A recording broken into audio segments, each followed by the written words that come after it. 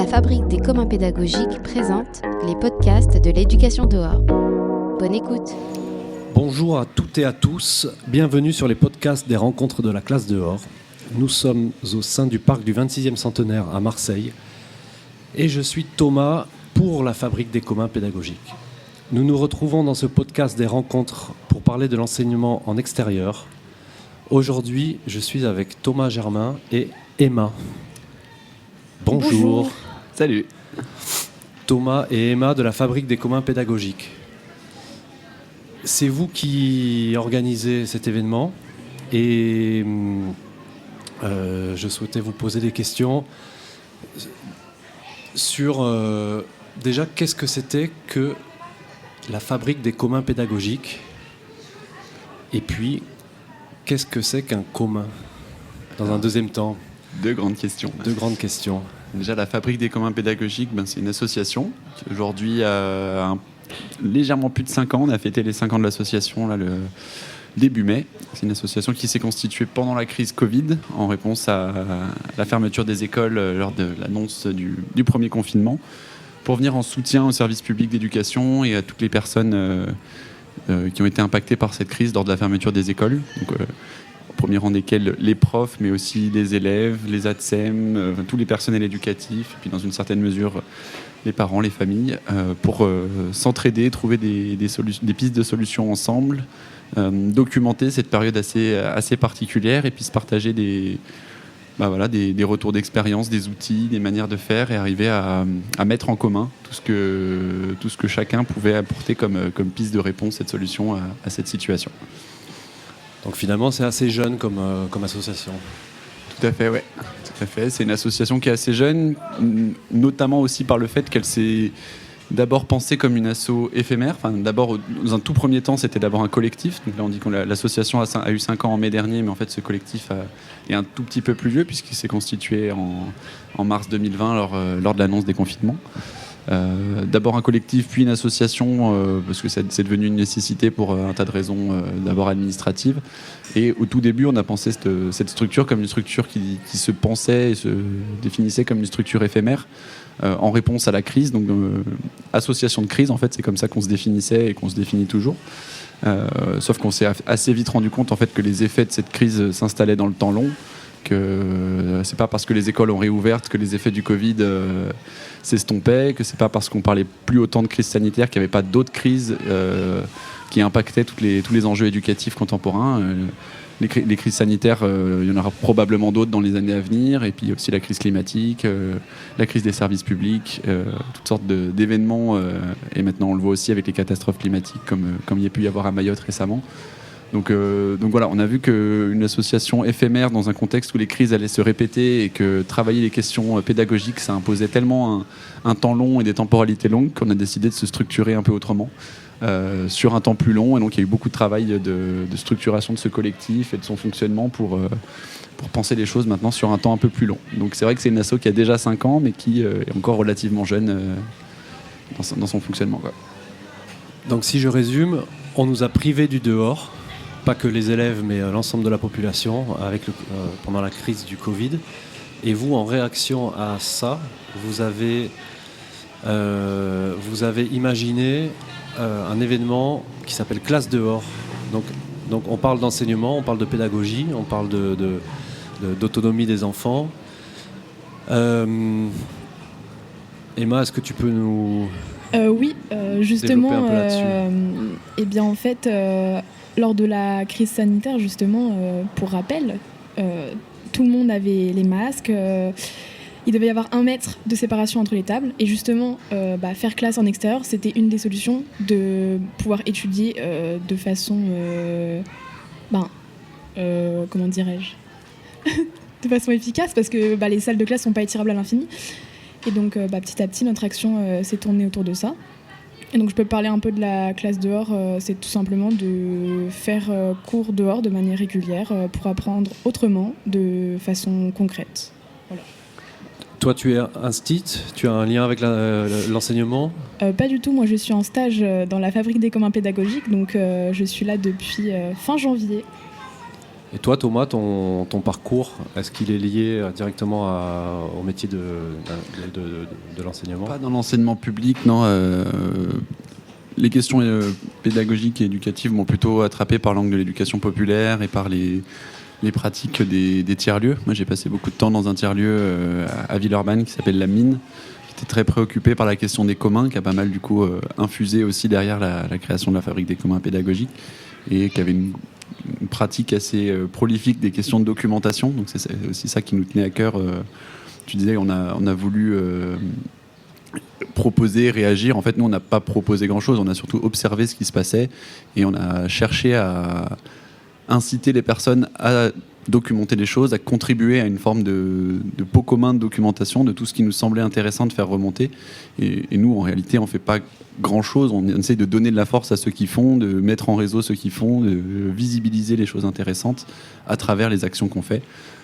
Sauf bien sûr quand on se retrouve aux rencontres de la classe dehors et qu'il faut monter un événement, brasser des barrières et tout ça. Là, on est un peu plus dans le faire, mais sinon, au quotidien, nous, on est très peu en fait en vis-à-vis avec les élèves. On fait pour l'instant, mais peut-être que ça pourra évoluer, mais on fait très peu d'enseignement pédagogique. On n'est pas des pédagogues au sens propre du terme. Par contre, nous, ce qu'on aime, c'est aller chercher ce que chaque communauté, ce que chaque corps professionnel peut avoir à dire sur ces sujets.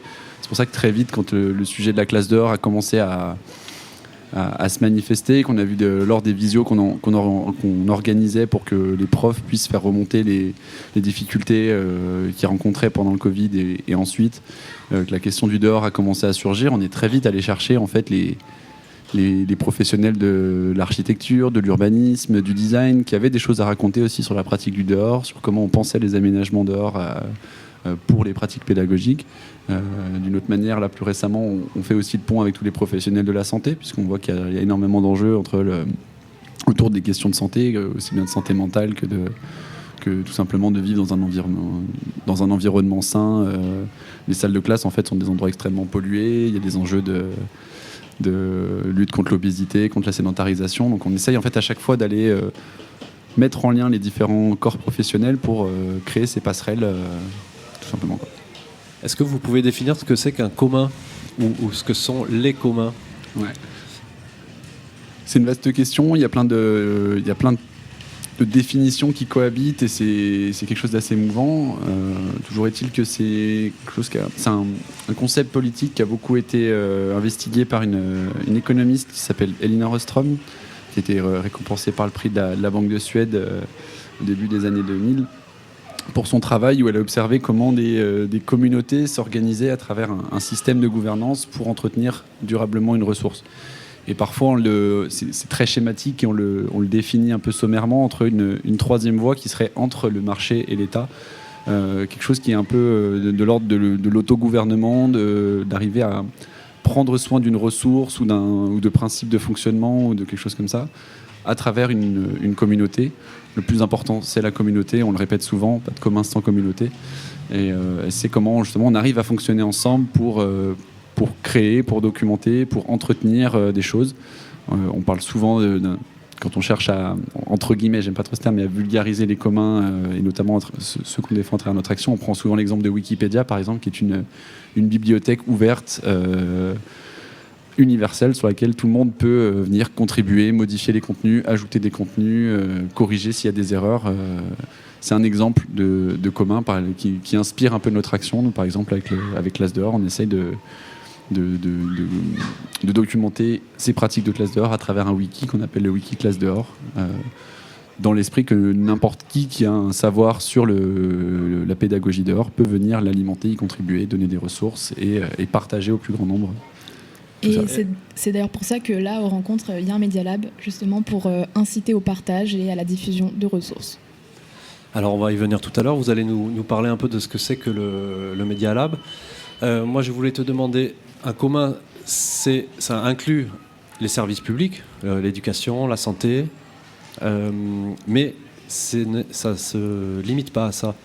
C'est aussi la possibilité, si j'ai bien compris, de définir ensemble les règles, ce que tu appelles l'autogouvernance. Mm-hmm. Donc c'est à la fois une ressource partagée, corrigez-moi si je me trompe, Ouais.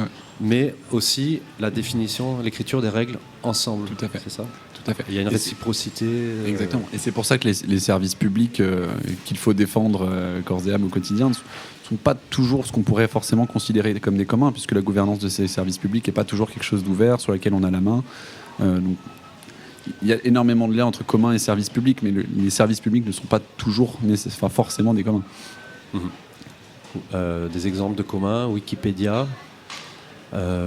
L'idée de la classe dehors, c'est un commun.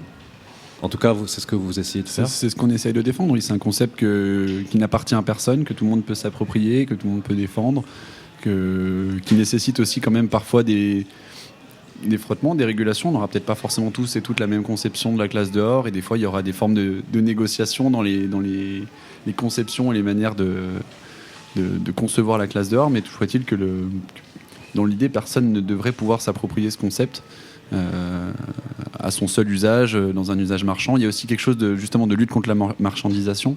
On est dans une ère où les services publics justement se font peu démantelés par cette vague de marchandisation. L'éducation est absolument pas exempte de cette tendance. Donc c'est aussi un peu défendre ce service public et l'éducation comme une valeur non marchande que justement dont les communs sont un petit peu garants, quoi. C'est ça un petit peu la chose qu'on essaie de défendre. Après le cheminement pour aller vers ça, la méthode, tout ça, on avance chemin faisant par essai et erreur, et on essaye justement de documenter aussi pour que d'autres puissent s'en saisir. Super. Emma, est-ce que tu peux nous parler du Media Lab ? Oui, justement, on a mis en place un Media Lab du coup aux rencontres internationales de la classe dehors. Et on a incité tous les animateurs d'ateliers, tous les participants, donc à documenter et prendre des photos pour donc justement qu'on puisse les récupérer et après diffuser toutes les ressources donc issues des rencontres, donc justement dans un but de partage des communs. Peut-être en complément de ça, dans cette idée de partage, tu as évoqué la réciprocité. Il y a tout un but, c'est que les personnes qui viennent ici, qui viennent à ces rencontres, ils viennent y trouver des choses qui leur sont utiles. Et on considère que ces rencontres, elles devraient justement, comme on les pense, elles devraient être une forme de pot commun où chacun vient y trouver des choses, mais où chacun vient y apporter aussi des choses. Et c'est ça un peu l'idée de réciprocité qu'il y a derrière. Et apporter des choses, ça peut être contribuer en donnant du temps pour venir aider à tenir la conciergerie, ça peut être donner un petit peu d'argent pour aider à financer ces rencontres, mais ça peut aussi être justement une autre forme de réciprocité, de partager un déroulé de séquences pédagogiques, de partager des notes qui ont été prises pendant une table ronde, de partager des photos, des vidéos, avec justement aussi pour garantir cette ouverture, le fait que ce ne soit pas réapproprié par les forces marchandes, un système de licences, les Creative Commons, qui sont du coup des licences ouvertes qui permettent le partage, le réemploi, mais avec un certain nombre de restrictions. On n'a pas le droit, par exemple, de créer du contenu marchand sur certains types de licences ou d'autres. Ça permet aussi de garantir une forme de non-appropriabilité de ces ressources par des puissances marchandes, quoi. Donc si les radis sont un commun, si tu prends des radis, tu plantes des radis. Par exemple, ouais. Par exemple. Et voilà, tu me demandais des exemples de communs. Par exemple, il y a les semences, par exemple, c'est un enjeu très fort aussi d'arriver à faire perdurer tout un tas de semences anciennes qui, là, on le voit avec l'hyper concentration, on va dire, agricole des grands groupes. On voit qu'il y a de moins en moins de variétés de légumes qui sont cultivées, les semences disparaissent, et il y a un enjeu aussi à faire perdurer ces semences anciennes, et donc on pourrait considérer toutes les variétés de semences comme des communs qu'il faut préserver et entretenir, et ça pose tout un tas de questions aussi de gouvernance et d'auto-organisation derrière, quoi. Emma, le Media Lab, donc c'est un pot commun. Oui. De documents, de photos, de vidéos, de témoignages. Les podcasts qui sont enregistrés ici font partie de ce pot commun. Qu'est-ce que vous allez en faire par la suite ? Tout à fait. Notre but, c'est de les diffuser. Pareil pour les tables rondes qui sont filmées, qui seront publiées sur notre chaîne YouTube. On a pris aussi énormément de contacts de personnes, justement, pour partager les ressources. Et sinon, sur le site de la classe dehors, il y a déjà ce principe qui est mis en place de partage des ressources, qui est ouvert. Il y a déjà énormément de ressources disponibles. Et donc, c'est la continuité de cela. Super. Est-ce que vous avez un petit mot à transmettre aux futurs organisateurs de classes dehors, on va dire aux jeunes générations qui voudraient se lancer dans cette expérience de la classe dehors, est-ce qu'il y a quelque chose un conseil, un mot, moi, je peux donner un conseil que j'ai entendu après avoir discuté justement avec des enseignants qui se sont lancés, c'est tout simplement d'y aller petit à petit, parce que il y a parfois certains freins, mais y aller petit à petit, ça permet justement d'aller au-delà de ces freins et de prendre confiance, et voilà. Merci beaucoup. Merci à toi, Thomas. Merci.